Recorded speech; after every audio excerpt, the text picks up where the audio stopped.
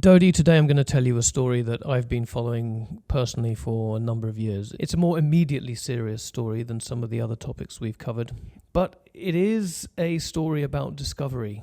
Some of them that we've talked about so far have been accidental discoveries, many through harmless means. But this one's really interesting in that to get to a discovery that can then be shared for the benefit of others, a number of people have had to go through unimaginable pain and suffering before that discovery can become useful for others. So we might cry a bit, but I'm just going to let you know right at the beginning, it's okay. It works out in the end in this case. But what's really interesting is how the players in this story interconnect with others to form new possibilities. All right. Well, I feel warned and comforted at the same time. I'm going to grab the tissues because, it's probably still a story worth exploring. And life and death stories are really the ones that matter. And that's why we're going to talk about that during this episode. Let's do this. I'm Dodie. And I'm Connor. And this is Discovery Matters.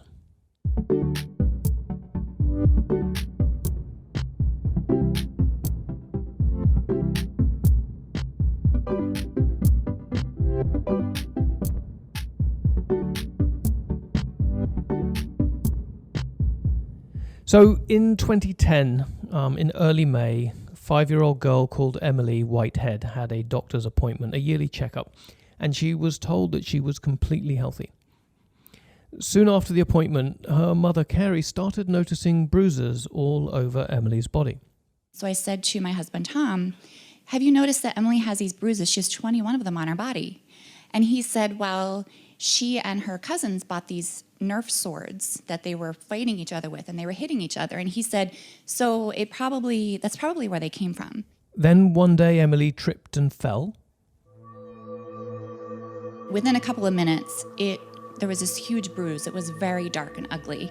And it was at that moment that I realized that something isn't quite right. She had bruises. Her gums were bleeding whenever she brushed her teeth. And I remember she'd had a couple of nosebleeds over the past week.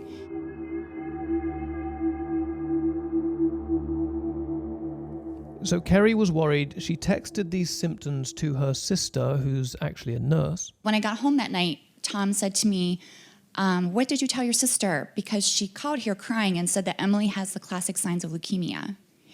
And it was at that moment when we kind of realized that maybe this was something more than just typical black and blue marks. They took Emily to the doctor, and eventually she was diagnosed with acute lymphoblastic leukemia.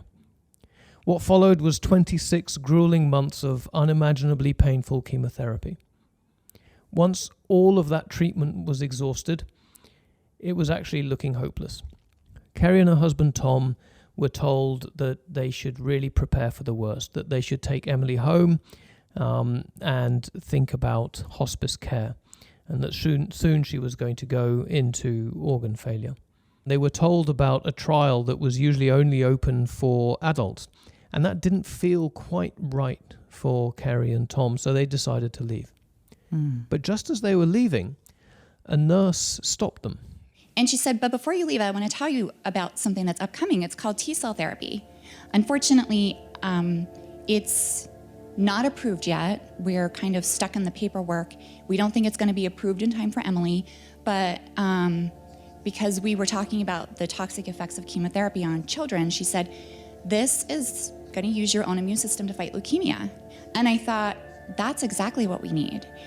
Emily's leukemia is different, and we need a different treatment. You know, we were looking for something different, but unfortunately it wasn't available.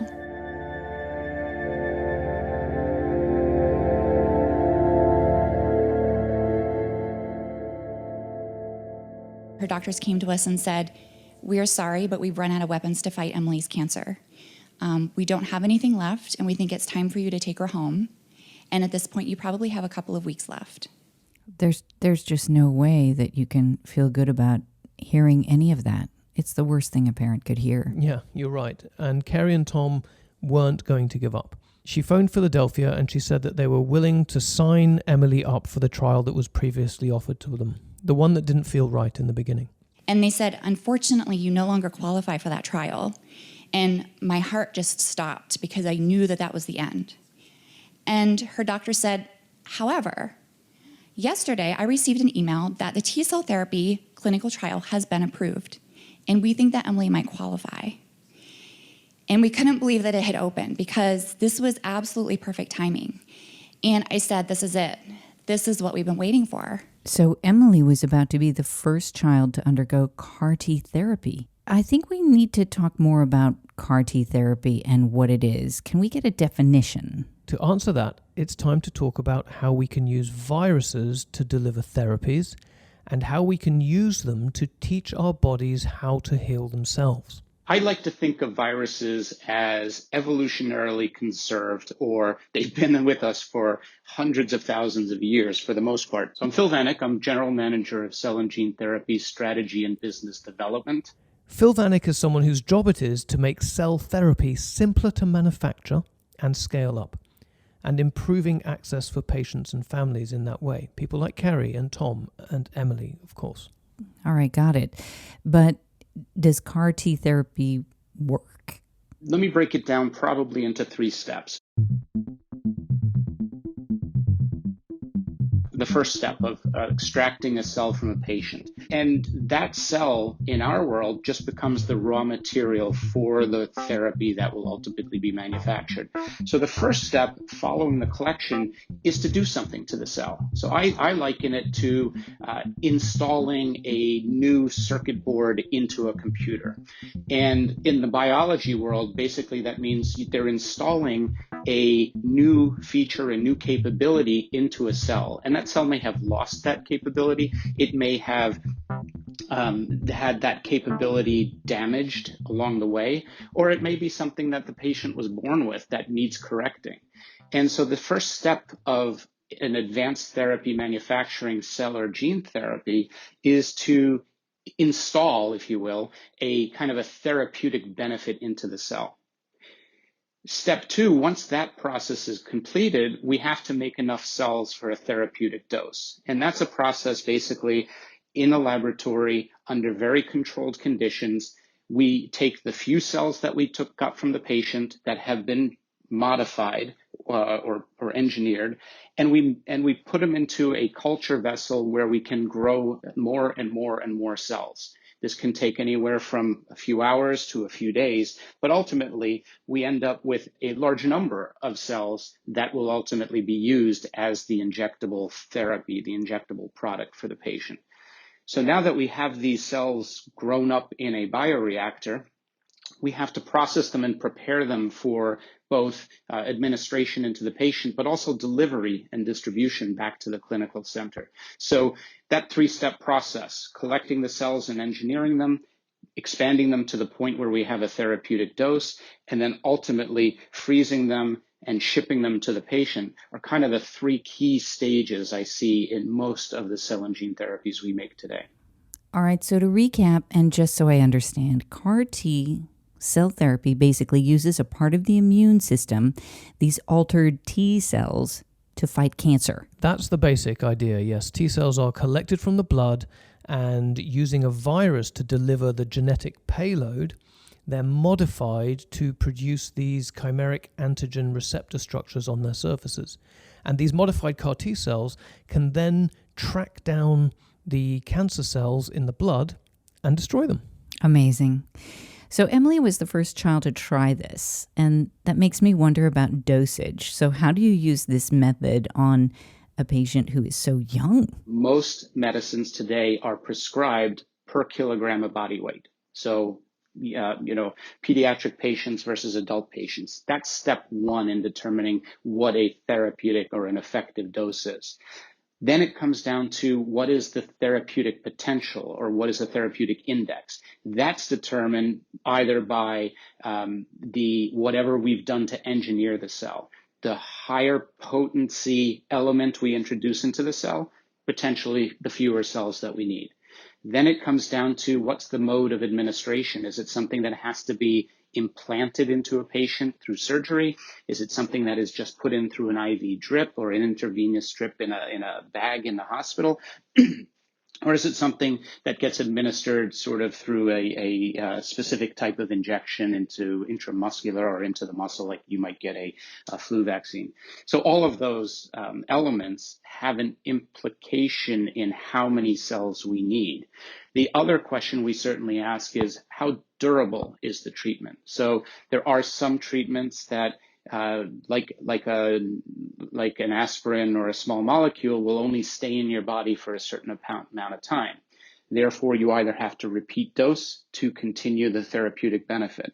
For cell and gene therapies, where these potentially have the capability of being introduced to a patient and then becoming part of the patient, right? Surviving with the patient through old age, that also implicates or also impacts the dosage that's required. So it really comes down to those few elements. It's the size of the patient, it's how the material is administered, it is how durable is the therapy, and then finally it's how powerful is that therapeutic index. How many cells do we need to get the effect we're looking for? It sounds like what Phil is describing could be compared to the way we buy orange juice. So you buy orange juice either as a concentrate or ready to drink, or maybe even fresh squeezed. I like that, the fresh versus the frozen.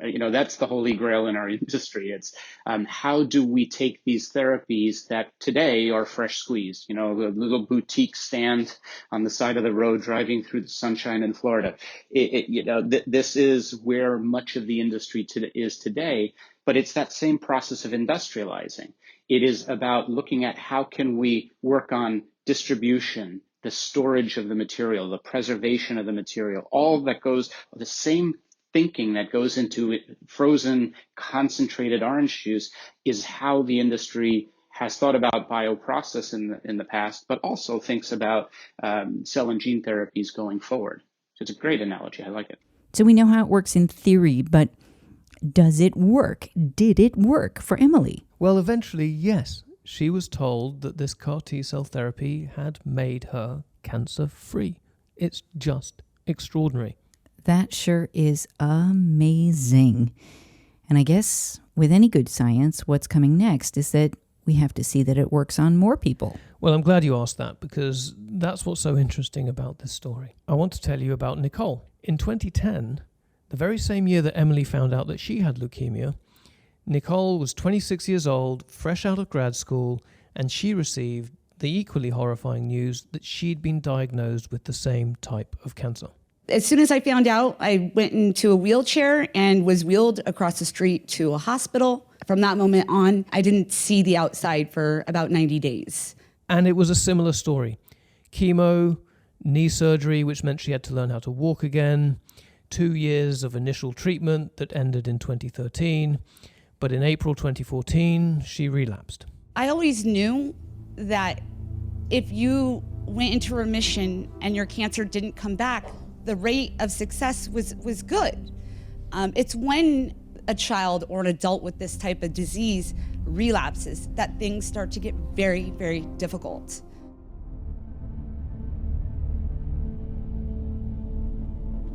Doctors told Nicole the same things that they told Emily's mother and father. They said, well, Nicole, your only option at this point is to go through what you just went through, get you into remission again, and then do it all over again with a bone marrow transplant. And so I thought about the past 3 years and what I had already been through. And I told the doctors at Stanford, I said, look, there's got to be something better. This is Stanford. I'm not going to go through everything I just went through all over again. If I physically make it, I don't think I can mentally handle it. I really don't. And I said, there has to be something else.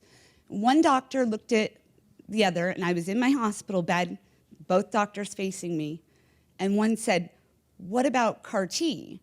And the other said, no, that was going to be here, like 2 years ago. I said, what's CAR T? Hello, I'm in the room. And my one doctor said, Nicole, look, don't even think about it. Don't waste your time. You're never going to see it, not in your lifetime. I looked at the look on the other doctor's face, and her expression showed me that she did not agree with what that male doctor was saying. I knew at that time that I had to take it into my own hands. So she did. She tried a different trial, and for a time the leukemia went away. But in the end, once again, the disease came back. So this is 2016 now. And finally, she got herself onto a CAR-T clinical trial at UPenn. And as soon as she got there, the doctors asked her, "Have you heard of Emily Whitehead?" And I said, "No, who's Emily Whitehead?" The doctor told Nicole what we'd heard earlier from Carrie. I cried. My mom cried. And I was also caught off guard because I hadn't heard about this story. And so I was very, very hopeful. She, from this point on, was definitely my hero. The doctors froze her cells and they waited for the inevitable relapse.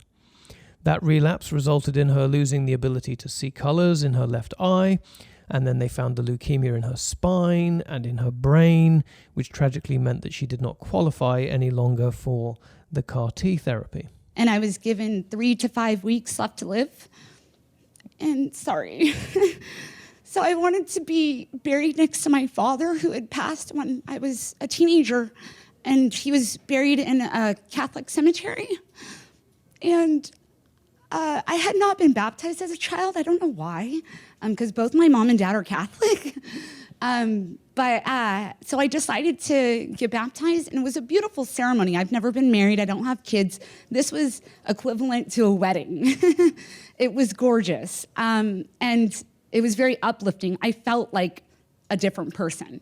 I reached out to the Whiteheads during this time. I had actually sent a message, and I said, "Look, I heard about your daughter's story 2 years ago, and I give speeches and talks. I believe in her story. I believe in CAR-T, and I've been trying to access the adult trial, but I don't qualify now." After talking to Tom, I'd messaged Tom. Tom Whitehead had called me, and he said, "Nicole, I'll do whatever I can in my power to help you get into either the clinical trial, the children's one at CHOP, or the adult one." He did whatever he could. So Emily's family was now helping Nicole get CAR-T treatment. This is just an incredible tragic connection. I mean, now it's turned around and become life-sustaining, literally. That's exactly what's so interesting about these stories. This is how very often these groundbreaking therapies get championed by a community of patients who've had successes in clinical trials. Lastly, Tom gave Nicole a piece of advice. He said, "Nicole, I urge you to go back to Stanford and get one more lumbar puncture. One more." And I said, "You know what? I'm going to go ahead and I'm going to do that." So I went to Stanford, I sucked it up, and I did one more lumbar puncture. And usually it takes a day or two to get those results, but Stanford really wanted to know. And so I got him back in 2-3 hours, and I was declared there was no cancer in my spinal fluid. Wait, what? I know, no one could really work out why, but it meant that Nicole was not going to die in a few weeks. And surely it meant that she now qualified for CAR-T treatment. Exactly. So Emily's father, Tom, flew Nicole out to Pennsylvania for the trial. When I entered the trial, it was September of 2016. I had an immediate reaction with this CAR-19. So it's the same exact drug that Emily received, except for it's been kind of perfected, or they've learned to improve it, let's say. But it was still very new, especially for an adult. Not very many adults had received this. I was one of the first at UPenn. On the 10th day, I regained 100% color vision. I was cancer-free on the 28th day, and I was able to go back home.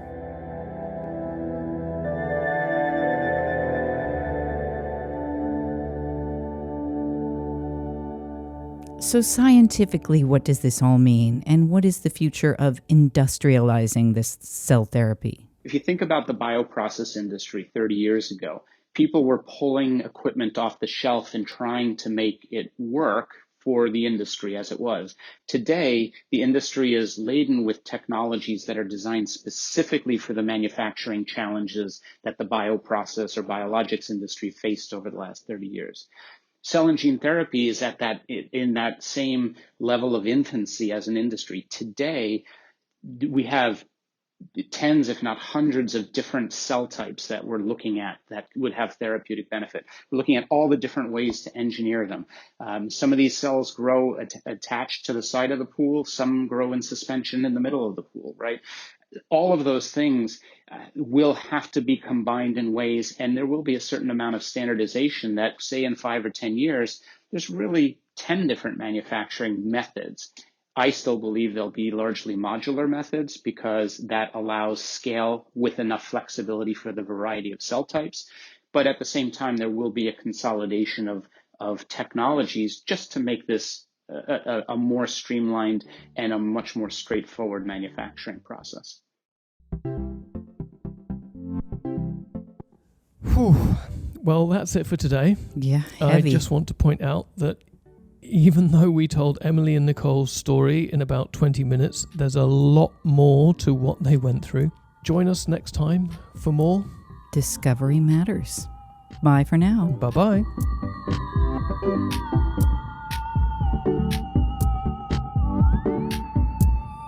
Our executive producer is Andrea Killen. Discovery Matters is produced in collaboration with Soundtelling. Production and music by Thomas Henley.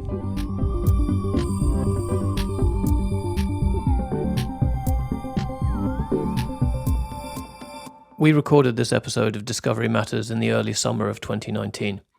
On the 23rd of April 2020, Nicole Gularte passed away after a 10-year battle with her cancer. It's a stark reminder that the remarkable stories of these courageous people and their fights against disease do not always end the way that we would like. Nicole was an extraordinary person, both in her tenacious fight against her leukemia, but also in her raising of awareness and of helping increase access to CAR-T therapies for other patients. Her telling of her story has been an inspiration to us and so many of our colleagues around the world. We will remember her.